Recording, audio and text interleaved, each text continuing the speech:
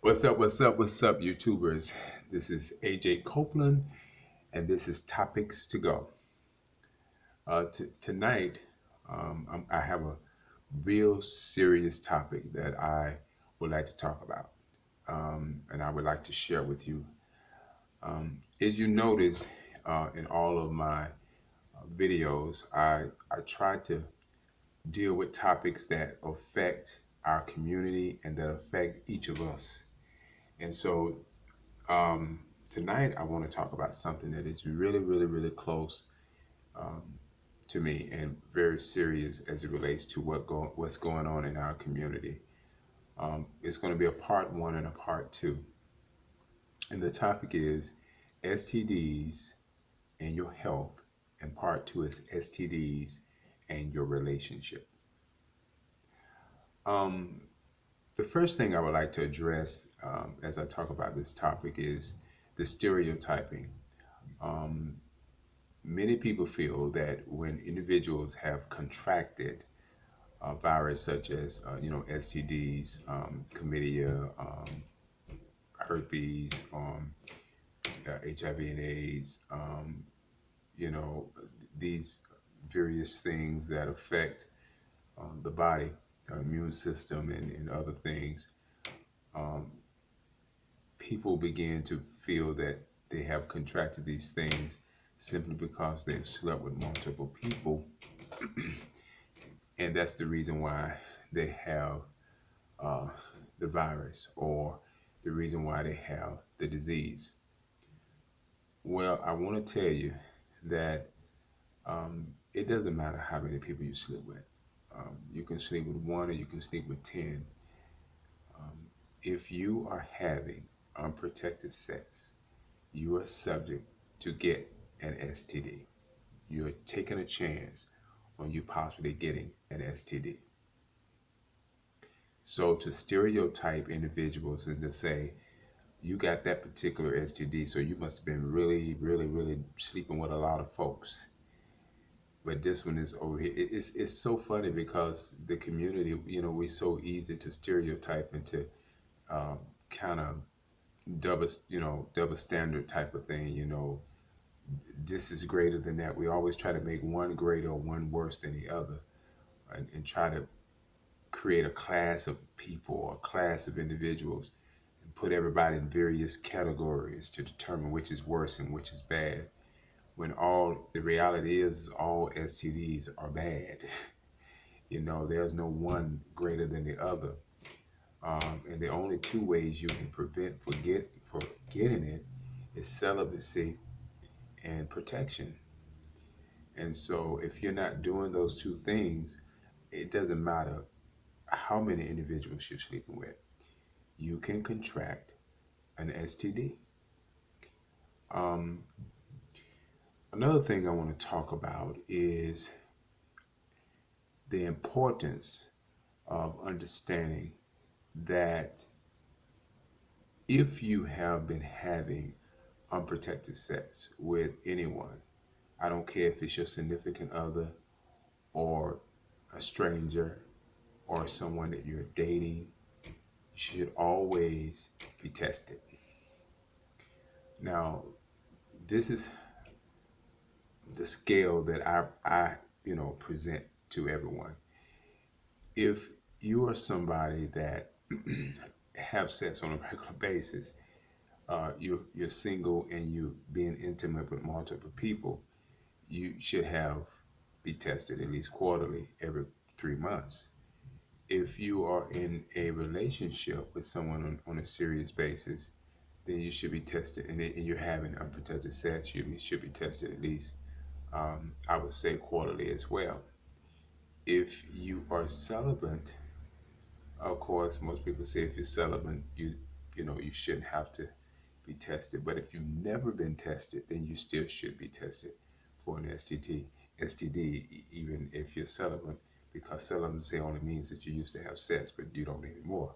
Of course, if you're a virgin, then you're okay. You don't have to be tested at all because, of course, you're not sleeping with anybody. But um, I want to say that another myth, um, misinterpreted, oh, how would I say? I don't know if I'm using the right word, but another um, problem with how people look at STDs is when they feel that one is greater than the other. In other words, people only focus in and tune in on HIV and AIDS, and they don't really acknowledge the other ones anymore because they feel like, well, there's a cure and there's no need to worry about it because I can go to the clinic and get a shot and I'm done with it. And with the HIV, that's not possible. That's not going to happen. Well, in this day and time, HIV is probably just as, equally have equally medications as do any other. It's just that there is no cure. The medicines does not eliminate the virus, but it does suppress the virus and keep it from growing and developing into something greater, such as AIDS. However, when you talk about um, the other viruses such as gonorrhea and chlamydia and herpes and all the other transmitted sexual diseases, even though there are cures, um, of course, there's no cure for herpes, but even though there are cures, each of them are subject to can be detrimental to your health. And anyone that is not being treated or not being seen uh, can it can cause problems to your health, even death. So in reality, anyone that is not being tested for these things are subject for something of the worst to happen to them. So we got to get away from the stereotyping is that, as long as I'm not getting HIV and AIDS, I'm okay, I'm good. As long as I'm going to the clinic and getting my little gonorrhea shot and, I'm all good. But if you constantly going to the clinic getting a gonorrhea shot on a regular basis, you can find yourself getting in trouble because believe it or not, other STDs are the doorway to HIV and AIDS. In other words, if you catch gonorrhea, gonorrhea is can carry the virus, and you can end up with the virus because you got gonorrhea. In other words, the person that you slept with had gonorrhea and HIV, and you slept with them, got gonorrhea, and now it's a transferable um, virus that can transfer the virus of HIV and AIDS into your bloodstream. So you have to be very careful when you talking about and dealing with various viruses and STDs. But the topic that I'm talking about, this particular topic, has more to do with, first of all, acknowledging the truth about STDs and understanding that nobody is exempt. You know, just because you haven't been caught, in other words, everybody's having sex. Let's be real. People are having sex all over the place, okay? And a lot of times, just because someone is not have not contracted an STD, but yet they're having sex, they become judgmental. It amazes to me on when you look at social sites and how you see people saying that I'm STD free, as to say, look at you, you aren't, you know, and what they fail to understand is that it's really nothing to brag about. You having sex, you may be having unprotected sex, and so you haven't contracted an STD. Good for you, but it doesn't mean that it can't happen in the future. A lot of us been walking around and say, not me, that can never happen to me. But I want to tell you, there's a lot of people today that have contracted various viruses that said it can never happen to me. It can. And it doesn't matter how many times you sleep with anyone, and it doesn't matter how many people you sleep with.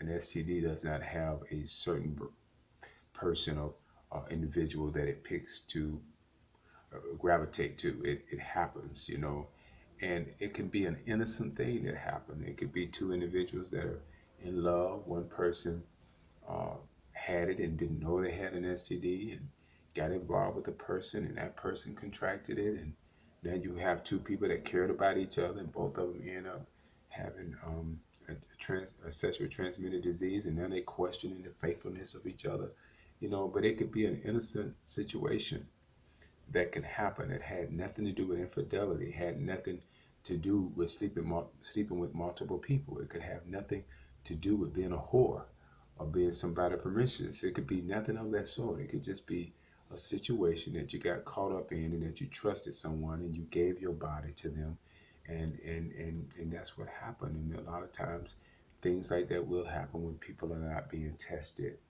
Um, a lot of times people, preferably men, don't want to go to clinics. And the reason why they choose not to go to clinics is because they're afraid if I go to this clinic, then somebody's going to be in the clinic that knows me. But think about it. If you're in a clinic and someone's in a clinic that knows you, remember